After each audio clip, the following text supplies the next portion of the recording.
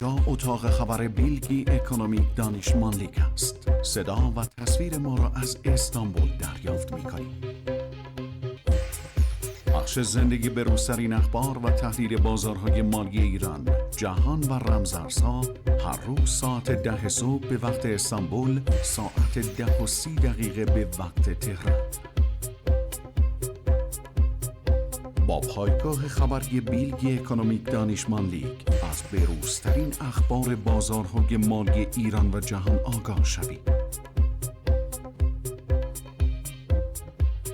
بیلگی اکونومیک دانشمان لیگ. خب مجددا خدمت رسیدیم با تحلیل بازارهای مالی. ارتباطمون دوستان با واحد استانبول قطع شد. آقای کاوه جانپناه رو نداریم. در تلاش هستیم که مجدد ارتباط رو برقرار کنیم. تا ارتباط مجدد برقرار بشه با جناب آقای جانپناه، من و جناب آقای هوشیارزاده در خدمتتون هستیم با تحلیل بازار امروز سه‌شنبه 10 بهمن ماه و ببینیم چه اتفاقاتی توی بازار افتاده، چه اتفاقاتی قراره بیفته، تاثیر اخبار و حوادث منطقه‌ای روی قیمت دلار و طلا چگونه هست. استاد سلام، وقتتون بخیر، خیلی خوش آمدید. من هم سلام مجدد دارم خدمت شما و بینندگان عزیز برنامه. با تحلیل بازار جهانی در خدمتتون هستیم. خب زحمت بکشید اخباری که این روزها تأثیر توی بازار دارن رو خدمت دوستان بگید که حالا اگر میخوان روی اخبار مواظب نقطه‌های حساس باشن، محدوده‌های ساعتش و جفت ارزهایی که تحت تاثیر این اخبار قرار خواهند گرفت رو خدمت دوستان داشته باشیم. این نگاهی بعدش هم بریم سراغ چارت طلا و جفت ارزها ببینیم بله چگونه است. ممنون از خب شما. اگر که مستقیم بریم سراغ چارت روی نمودار داشته باشیم، این حرکتی بود که دیروز اتفاق افتاد، کف پترن که حالا سقف پترن رو تاچ کرد، برگشت. این حرکت که از توی ابر اومد بیرون. آره بله خب قویاً زیر ابر بسته شد و یه حرکت کاملا حالت اینگولفینگ داره و این حرکت رو اینگولف کرد. کندل اینجوری تو بازار رو، این یه تیپس بخوام یه نشونه میگم بچه خودشون برن دنبالشون.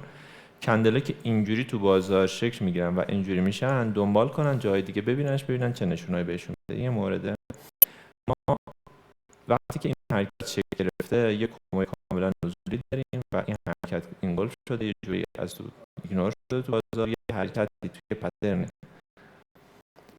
تو تنو پایین‌تر در نظر بگیریم، حالت ان بخوایم در نظر بگیریم، خبر اینجا داریم ساعت 18 هست، کم رنگش کاملا نزولی هست و میتونیم این حرکت رو یه حالت کانتینیوشن خیلی ضعیف و رنگ براش در نظر بگیریم تا لحظه خبر، یعنی احتمال داره همین ادامه پیدا کنه و این شونه رو اینجا احتمال رو خبر داره.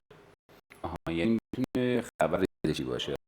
احتمالش بیشتره چون خبر داشتن نگاش میکردم، احتمال داره یه چنین حرکتی مثلا لحظه خبر و چنین حرکتی میتونیم برای امروز در نظر بگیریم.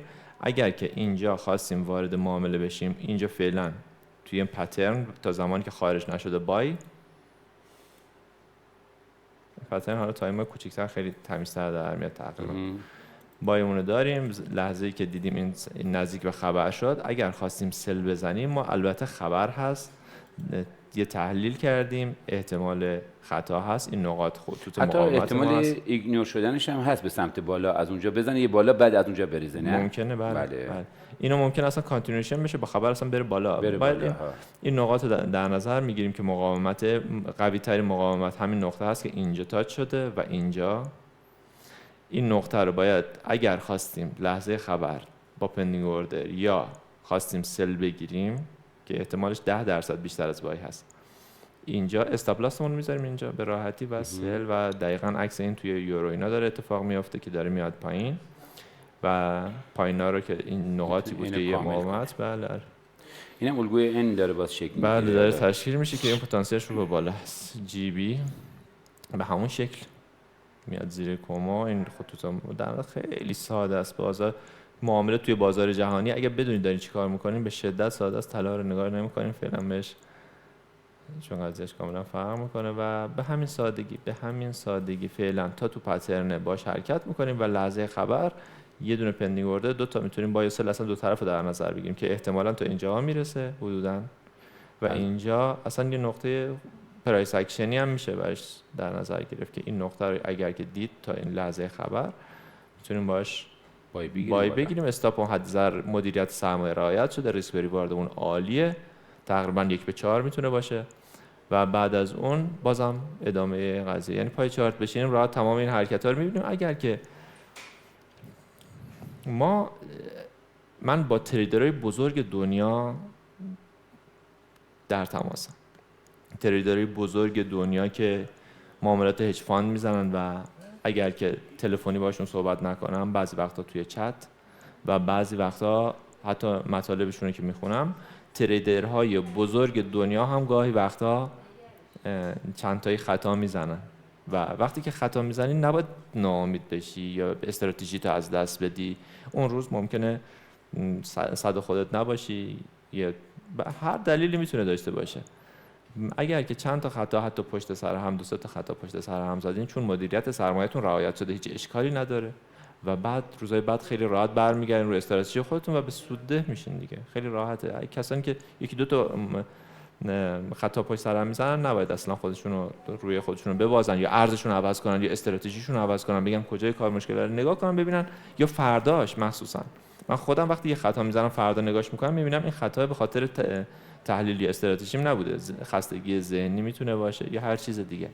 این چیزی که اتفاق میفته اگر یکی دو تا خطا بعضی وقتا بخوره، مدیریت سرمایه رعایت باشه، هیچ مشکلی نداره و برای بزرگای دنیا این دلیلش به خاطر این گفتم که بزرگای دنیا و کسانی که معاملات خیلی بزرگ انجام میدن هم بعضی وقتا میشه که چند تا معامله پشت سر هم شاید خطا بزنن، ولی به خاطر دیسیپلین و روحیه خیلی بالای تریدری که برای خودشون ساختن تاثیر روشون نمیذاره و از فرداش باز شروع میکنن و سود خوبی میگیرن. بله دقیقاً همینجوره. اینجوری اگر باشه که اونا بخوان ضرر نکنن و توی بازار مدام در حال سود باشن که الان هر کدومشون برای خودشون یه ایلان ماسکی شدن. ایشون حتی ایلان ماسک ولی خب مسائل روانشناسی حالا خیلی تاثیرگذاره. حالا همونجوری که با هم صحبت کردیم ما قرار شد روزهای شنبه و شنبه که بازار تعطیل بیشتر روی مسائل روانی صحبت کنیم و ذهن دوستان رو آماده کنیم برای معاملات. دوستان اگر که واقعا به معاملات در بازار جهانی علاقه‌مند هستید تشریف بیارید. ساختمان دانش سرمایه ما در خدمتتون هستیم و بهتر میتونیم در کنار هم نکات مثبت رو بازگو کنیم و تریدهای بهتری انجام بدیم. خب این که حالا یورو یو اس دی یورو یو اس دی هم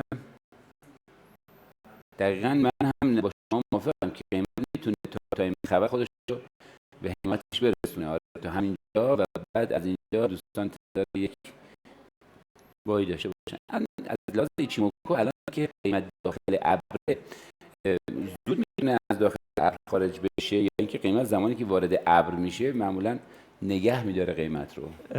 خیلی به خیلی موارد بستگی داره. زمانی که ترید داخل ابر کما کاملا قضیهش فرق میکنه، به خیلی عوامل بستگی داره. فقط تنها نکته‌ای که میتونم الان بگم که به درد دوستانی که ایچیموکو کار حتی نکردن بخوره اینه که داخل ابر رو مثل این در نظر بگیرید که این نقاط پر از حمایت و مقاومته تا موقعی که داخل ابره، ولی به محض که مثلا فرض کنید اینجا پر از حمایت و مقاومت 10 تا مثلا لول اینجا هست، ولی وقتی از ابر میاد بیرون اینجا لول‌ها از بین میره. این ذات ایچیموکو هست که به شدت قویه. داخل ایچیموکو بله داخل ایچیموکو فکر کنید که آره داخل ابر فکر کنید که صدها لول هست. یعنی اینجوری تصور کنیم که قیمت داخل ابر ممکنه که بسیار استاپ بزنه. آره ممکنه به هر سمتی بره. ممکنه مثلا یکی از این مقاومتایی که سرای فرض کنید یه جا داریم این که زیاد لول داریم، خب فرض کنیم اونجا بازار رنجی بوده، به هر سمتی میتونه بره. بعد چطوری بفهمیم که به کدوم سمت میخواد بره که اونا که دیگه کلا و زمانی که از ابرش خارج میشه دیگه اون حمایت و مقاومت از بین میره و فقط خود سطوح بالا و پایین ابر که مهم میشه. آره بله نقاط دیگه مهم میشه و حرکتایی که جنسن زاویه‌ای که شکل دادن، هر فاصله هاشون. میتونیم اینجوری نتیجه بگیریم که داخل ابر معامله نکنیم. برای ابتدا که نه، برای ابتدا داخل اپ باید معامله نکنیم. وقتی که متخصص شدیم که داخل اپ چطوری معامله کنیم، اون موقع دیگه راحت هم هست. الان اینجا قیمت داره از ابرش خارج میشه تقریبا. وقتی کلوز کندل باید ببینیم کجا هست. آره 25 دقیقه طول میکشه الان تا کندل بسته بشه. اونم با یک کندل خوب. مثلا اینجا دوجی اومده از ابرش خارج شده، ولی چون که دوجی خیلی قابل اعتماد هم نبود. دقیقاً مثالش همینا هست. خیلی هم الان این کندل هم اوپنش داخل کومو بوده، هم این یه خودشو نگه داشته. بله. و اگه الان بخوایم روی طلا بریم چی؟ طلا امروز سه‌شنبه ببینیم حرکت‌های خوبی رو. طلا از تایم بالاتر یه نگاش بندازیم. من طلا رو زیاد نگاش نمی‌کنم. این طلا از کومو داره خارج میشه، ولی متاسفانه ما به دوستان گفتیم خیلی رو طلا معامله نزنید، ولی میزنن همچنان. به خاطر همین مجبوریم اگر متخصص بشن. من دوستانی دارم که روی طلا خیلی خوب دارن سود برمی‌دارن، ولی طلا واقعا خیلی خطرناکه حرکتاش. سبکای خاص معاملاتی توی طلا پیدا کنن و بعد از اون اگر دوستش دارن باید وقت و حوصله‌اش هم داشته باشن که یه مدت روش رفتارش رو کاملا شناسایی کنن. بعد از اون سود خوبی هم میده بهش. بعضی تایم‌های خیلی پایین‌تر دوست دارن معامله بزنن.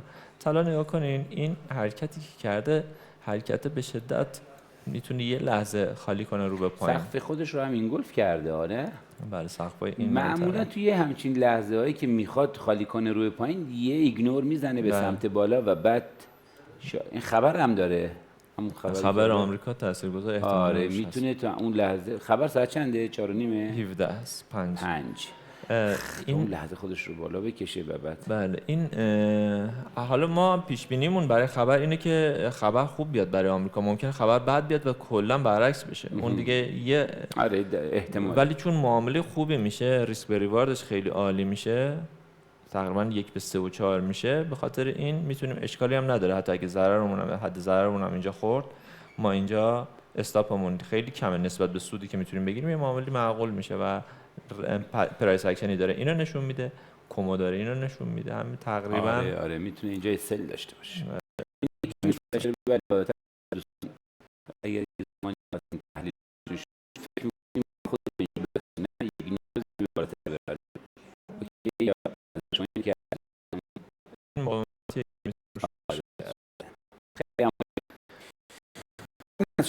آقای جهانپناه هم که آقای جهانپناه اشاره کلاً ارتباطون با که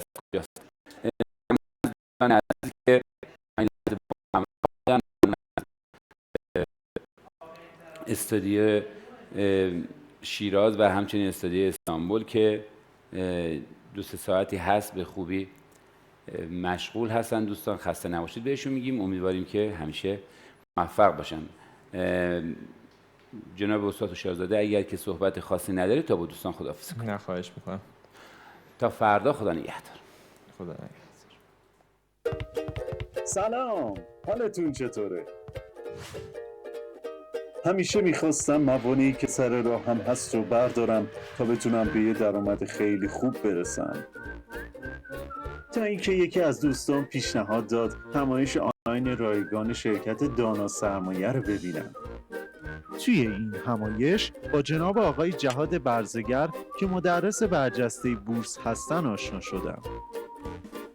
من این همایش آنلاین رو با کیفیت بالا توی خونه همراه با خانواده دیدم. موضوع این همایش در مورد ارزهای دیجیتال، اختیار خرید و فروش سکه، بازار آتی مثل نقره بود. شما هم اگر میخواین توی این همایش آنلاین شرکت کنید، کافیه نام و نام خانوادگی خودتون رو به این شماره‌ای که در تصویر میبینید پیامک کنید.